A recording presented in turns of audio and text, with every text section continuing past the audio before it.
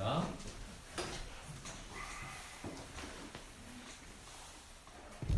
성부와 성자와 성령의 이름으로 말씀을 드립니다. 아멘.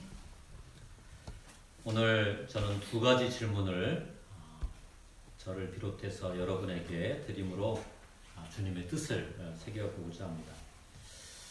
하나는 하느님은 왜 이 세상에 개입하고자 하는가라는 질문입니다. 그리고 다른 질문은 하느님은 어떻게 세상에 개입하고 계시는가 하는 질문입니다. 이런 질문 한번 던져본 적 있으세요? 첫 번째 질문, 왜 하느님은 이 세상에 개입하시기를 원하시는가? 왜 개입하시는가? 왜 그렇다고 생각하십니까?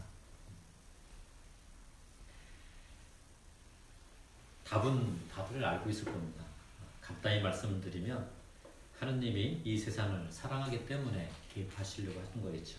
요한복음 3장 16절 말씀 우리는 잘 알고 있습니다. 하느님이 이 세상을 극진히 사랑하셔서 외아들을 보내주시어 그를 믿는 사람은 누구든지 멸망하지 않고 영원한 생명을 얻게 하여 주셨다. 이 세상을 극진히 사랑하셨기 때문에 개입하지 않을 수가 없는 것이죠. 또 하느님이 누리는 그 참된 진리의 삶을 우리 인간들도 누리시기를 바라는 그 마음이 있기 때문에 우리에게 간섭한다고 저는 믿습니다. 문제는 우리가 이런 하느님의 뜻에 반하여 제멋대로 살고 있다는 것이겠지요.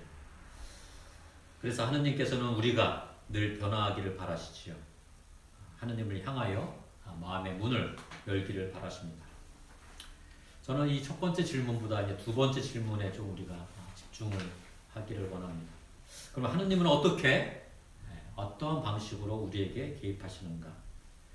세상의 변화를 위해 하느님은 어떤 모습으로 일하시는가 하는 질문입니다.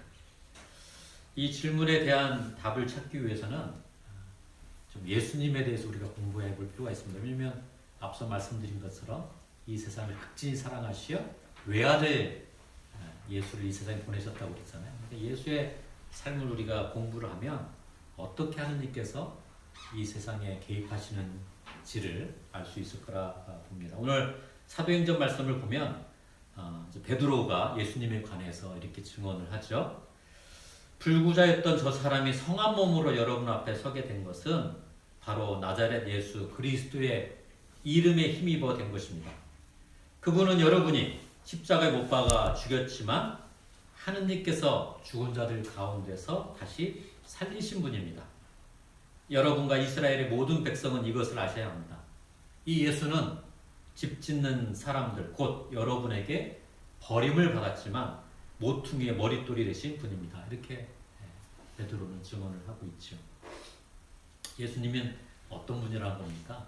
당시 이스라엘 사람들로부터 버림받은 돌이라는 거죠. 집 짓다 보면 이 주춧돌, 아주 핵심적인 돌을 깔 때는 좋은 돌, 큰 돌, 정말 대대손손 가도 깨지지 않을 돌을 선택을 하는 게 당연하지 않겠습니까? 자디 잘고 별로 쓸모 없어 보이는 돌은 이렇게 버리게 됩니다. 이스라엘 사람들에게 있어서 예수님은 그런 존재였다는 거죠. 버림을 받은 돌. 그의 출생 배경도 그렇습니다. 우리가 조금 성경이나 또 교회 전통은 많은 의미를 부여해서 거룩한 존재 이렇게 부여합니다만 오늘날로 따지면 미혼모에게서 난 아들인 거잖아요. 그리고 그가 자랐던 나자렛이라는 마음이 또 어떻습니까? 나자렛. 제가 운천리에서 이렇게 사귀고 있는 수녀님들은 작은 자매인데 그 작은 자매는 누굴 따르냐면 사막의 성인이라고 부리는 푸코 성인을 이렇게 따르는 분들이세요. 이 푸코 성인이 젊었을 때 나자렛을 방문을 하거든요. 예수님이 태어난 곳이니까 깜짝 놀랍니다.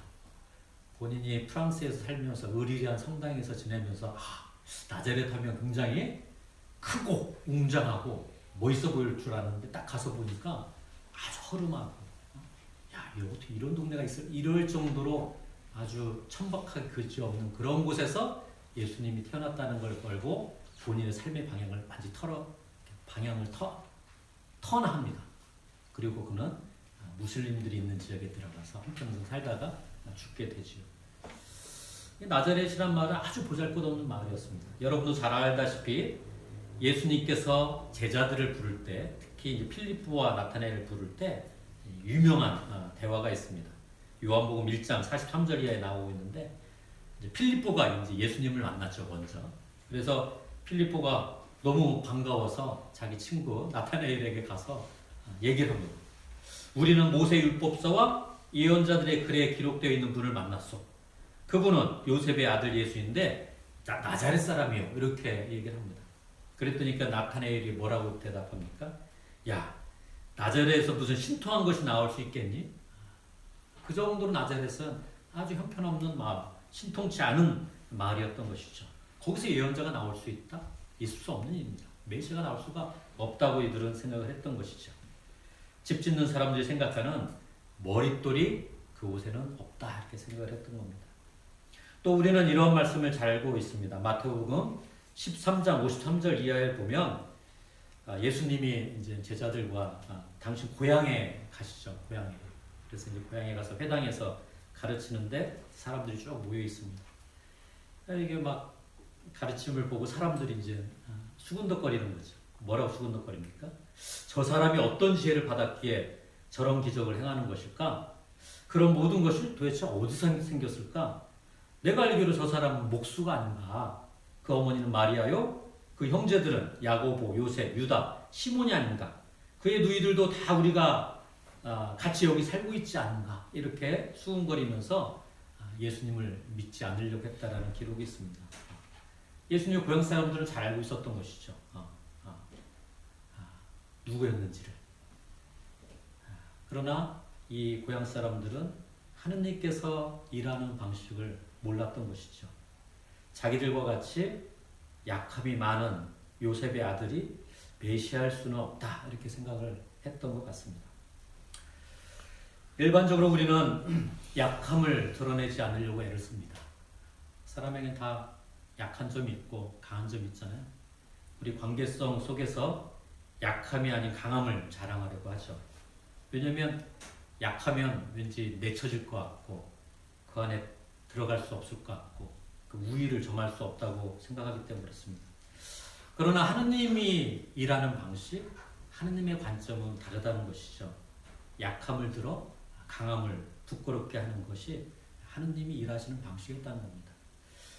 사도 바울의 경우가 이걸 잘 드러내고 있죠. 바울은 늘 얘기를 합니다. 나는 바리새인들 중에 바리새인이요. 또 나는 로마 시민권까지 가지고 있었다. 이렇게 얘기를 하는 인물입니다. 정말 누구와도 견주어 손색이 없는 정말 강함을 갖고 있었던 존재죠. 그런데 주님께서는 이 바울을 쓸 때 어떻게 하십니까? 바울의 강함을 결코 사용하지 않으시고 오히려 주님은 강한 바울의 눈을 멀게 하고 바닥을 보게 합니다. 그리고 결국은 세상 사람들이 보기에 강하다고 여길 만한 것들을 바울은 어떻게 고백합니까? 그리스도를 따라가는 데 있어서 방해물이요, 쓰레기다라고 이렇게 고백을 하지 않습니까? 주님이 하시는 일의 방식은 약함을 들어 사용한다는 것입니다. 그러면 이런 질문을 우리는 해볼 수가 있을 것 같아요. 왜 굳이 주님께서는 이렇게 강하고 강점을 사용하지 않으시고 이렇게 약함, 약점을 택하여 사용하실까? 그것은 세상 사람들로 하여금 약함을 통해 일하시는 하느님의 권능을 보게 하기 위함입니다. 우리가 당연히 할 수 있는 것을 행한 결과를 두고 하느님께 감사할 일은 없겠죠. 그럴 사람이 별로 없습니다. 이건 내가 잘해서 한 건데 거기에 어떻게 하느님이 개입할 여지가 있겠습니까? 자기 잘난 맛에 뭔가 성취했다고 여길 것이고 이를 당연히 받아들일 것입니다. 그리고 이것이 지나치다 싶으면 결국 교만의 늪에 빠지기 마련이겠죠. 주님은 이것을 경계를 하고 계신 것 같습니다. 하느님은 당신이 개입할 여지를 남겨두고자 강한 것보다는 약한 것을 택하는 일의 방식을 취하고 계시는 것이죠. 오늘 우리는 하느님의 일하는 방식에 대해 잠시 생각을 하고 있습니다. 하느님께서 일하시는 방식을 이렇게 나누는 이유는 우리가 이 세상에 살아갈 때 어떻게 살아갈 거냐, 결국 하느님이 일하시는 방식을 우리가 쫓아야 하는 거 아니겠습니까? 그런 부분을 우리가 모방하고 따르고자 이런 고민을 하는 것이겠죠. 우리는 일을 함에 있어 순간순간 분별을 해야 하는 상황을 마주하게 됩니다. 이러한 순간을 어떻게 우리가 결정하느냐, 그 기준점이 필요한데, 저는 그 기준점이 하느님께서 일하시는 방식, 그것이 우리의 기준점이 되어야 한다라고 말씀을 드리며 저는 그렇게 고백을 하고 믿습니다. 특별히 하느님의 일을 하면서 우리 앞에 주어진 선택의 상황에서 주님이라면 지금 이 순간 어떻게 하셨을까? 나의 방식이 아니라, 인간의 방식이 아니라 하느님의 방식을 묻고 따라야 할 것입니다. 주님께서 약함을 통해 일하신다는 의미는 저는 두 가지 정도 이렇게 의미로 다가옵니다. 첫 번째는 우리가 가지고 있는 약함을 부인하지 말고 인정하라는 의미로 다가옵니다. 우리가 강함만을 바라보는 순간 우리 안에 있는 약함은 제거의 대상이 되죠. 그러나 주님은 오히려 그 약함을 받아들이고 사랑하라고 우리에게 그 약함이 너의 달란트다라고 말씀해 주고 있는 것 같습니다. 그래서 저도 이제 성경 말씀을 쭉 읽다 보면 늘 이렇게 마음에 와닿는 성경 말씀 중에 하나가 이 바울이 고백했던 말씀입니다. 고린토 후서 2서 12장에 있는 말씀입니다. 아주 여러분도 다 아는 말씀이죠. 내가 굉장한 계시를 받았다 해서 잔뜩 교만해질까봐 하느님께서 내 몸에 가시로 찌르는 것 같은 병을 하나 주셨습니다. 그것은 사탄의 하수인으로서 나를 줄곧 괴롭혀 왔습니다. 그래서 나는 교만에 빠지지 않게 되었습니다. 나는 그 고통이 내게서 떠나게 해주시기를 주님께 3번이나 간청하였습니다. 그러나 주님께서는 너는 이미 내 은총을 충분히 받았다. 내 권능은 약한 자 안에서 완전히 드러난다. 이렇게 바울은 고백하고 있는데, 자신에게 주어진 약점을 인정함으로써 교만에 이르지 않게 되었다는 고백으로 저는 다가오고, 우리 안에 있는 약점이 하느님께로 나가는 은총의 통로가 되는구나 라는 것을 거듭 저는 확신합니다. 두 번째 의미는 왜 이런 약함을 통해서 하느님께서 일을 하시는가? 저는 이건 신영복 선생이 주로 표현했던 말인데, 그 의미는 저는 하방연대와 동일하다고 봅니다. 하방연대. 우리는 누군가와 연대함에 있어서 나보다 강한 존재와 연대하는 것을 우선시합니다. 그러나 주님의 입장은 나보다 약한 존재를 중심으로 연대하기를 바라신다는 것이죠. 우리가 리더를 선택할 때 강한 리더를 선택하려 합니다. 그러나 그러한 조직은 강한 리더에 의해 좌지우지되죠. 구성원들이 자발적으로 참여할 수 있는 여지나 주체성은 점차 사라지게 됩니다.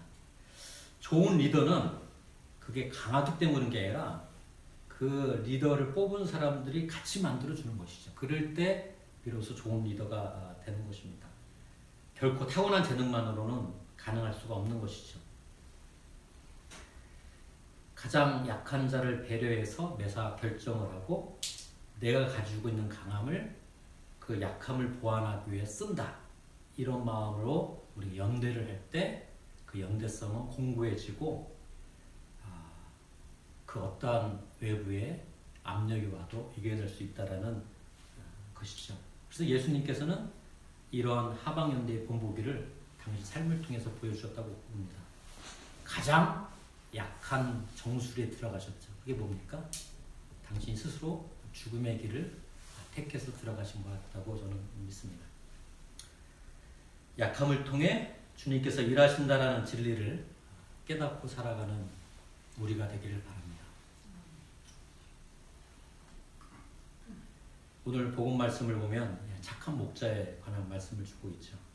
참 이게 저와 같이 성직자들이 착한 목자의 말씀을 들을 때마다 참 아직도 부족하구나 이런 생각을 할 때가 많이 있습니다. 착한 목자는 자기 양을 위하여 목숨을 바칠 수 있는 목자라고 말씀을 하고 계시죠. 저는 이 착한 목자를 한때 이렇게 생각을 했습니다. 야, 내가 좀 능력이 있으면 참 좋은 목자가 될 수 있을 텐데, 나의 이런 강점을 좀 잘 발휘하면 좋은 목회자가 될 수 있을 텐데. 근데 그래서 그런 강한 힘을 채우려고 노력도 많이 한 적이 있었고, 또 그런 힘이 있지도 않은데 있는 척 할 때도 많았습니다. 그러나 주님께서 일하시는 방식을 알고 난 뒤에 그렇지 않구나. 그게 아니구나. 오히려 내가 내 약함을 드러내 보이고, 또 공동체가 그 약함을 수용하고 서로가 그 약함을 보완하려고 할 때 내가 기꺼이 죽을 수 있는 마음이 거기서 생기겠구나.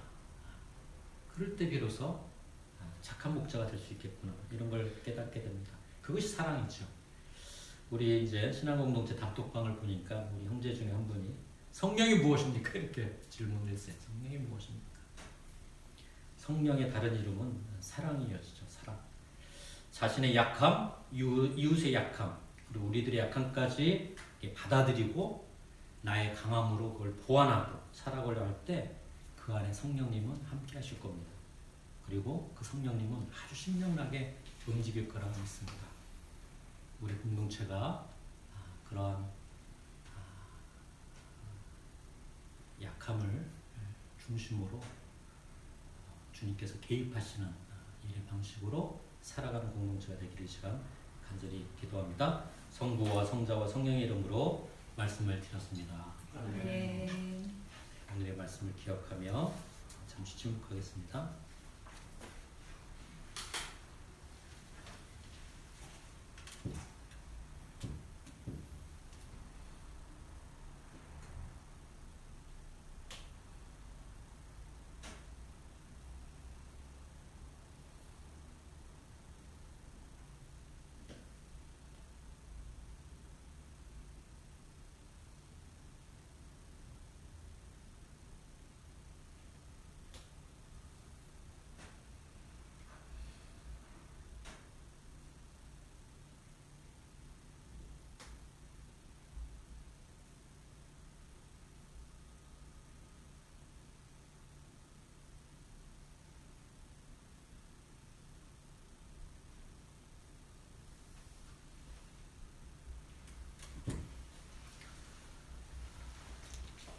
사도신경으로 우리의 신앙을 고백합니다.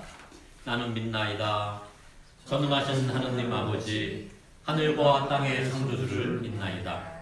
하느님의 외아들 우리 주 예수 그리스도 성령으로 동정녀 마리아에게 잉태되어 나시고 본디오 빌라도 치하에서 고난을 받으시고 십자가에 못 박혀 죽으시고 옮기셨으며 죽음의 세계에 내려가시어 사흘 만에 죽은 자들 가운데서 부활하시고 하늘에 올라 전능하신 하느님 오른편에 앉아 계시며 산이와 죽은 이를 심판하러 다시 오시라 믿나이다. 성령을 믿으며 거룩한 공교회와 모든 성도의 상통을 믿으며 죄의 용서와 몸의 부활을 믿으며 영원한 생명을 믿나이다. 아멘. 교회와 세상을 위한 기도는 이양식으로 하겠습니다. 이양식. 그리고 교회와 세상을 위한 기도를 마치고 나서 지난주에 우리가 세월호 참사 10주기 성찬회를 추모 성찬을 드리지 않았습니까? 근데 그때 우리 고영군 토마님이 이렇게 추모실을 이렇게 준비를 해주셨는데 이렇게 직장에 나가시느라 참석을 못하셨고 또 다른 분에게 그걸 입도록 좀 도움을 요청했는데 그날 순서들이 너무 많아서 미처를 못했어요. 그래서 오늘 이렇게 교회와 세상을 위한 기도 끝나고 나서 맨 마지막에 또 우리 별세아니들 위해서 이렇게 기도하는 시간이니까 그게 끝나고 나면 추모시를 이렇게 낭독해 주시면 감사하겠습니다. 기도합시다. 영광의 하느님, 예수 그리스도의 이름으로 간구하는 우리의 기도를 들어주신다고 약속하셨나이다. 간절히 비오니 주님의 교회를 성령으로 채워주시어 이 세상의 소금과 빛이 되게 하시며 모든 신자들에게 새 힘과 용기를 주시어 말과 행실로 주님의 진리를 드러내게 하소서. 주여 우리의 기도를 들어주소서. 창조의 하느님, 우리와 모든 사람을 정의와 평화의 길로 인도하시나이다. 이제 우리로 하여금 이 땅의 올바른 정치와 공정한 경제를 세우게 하시고 결의의 화해와 통일을 이루게 하시어 그리스도께서 우리를 사랑하신 것처럼 우리도 서로 사랑하며 살게 하소서. 아멘. 희망의 하느님, 고난 속에 있는 사람들을 위로하시고 고통받는 모든 사람에게 치유와 소생의 능력을 베풀어 주시나이다. 이제 세상에서 고난과 고통 속에 있는 모든 사람을 도와주시고 또한 우리에게 힘을 주시어 주님의 본을 따라 그들과 더불어 살며 아픔을 함께 나누게 하소서. 아멘. 생명의 하느님, 그리스도를 믿고 세상을 떠난 사람들, 또한 미처 준비하지 못한 채 큰 참사로 우리 곁을 떠난 사람들, 그들을 하느님 나라로 이끌어 주시나이다. 이제 별세한 사람들을 기억하며 드리는 우리의 간구를 들어주시어 그들이 생전에 지은 모든 죄를 그리스도의 공로로 용서받아 영원한 생명을 얻게 하소서. 아멘. 전능하신 하느님, 우리들이 예수 그리스도의 이름으로 간절히 기도하나이다. 아멘.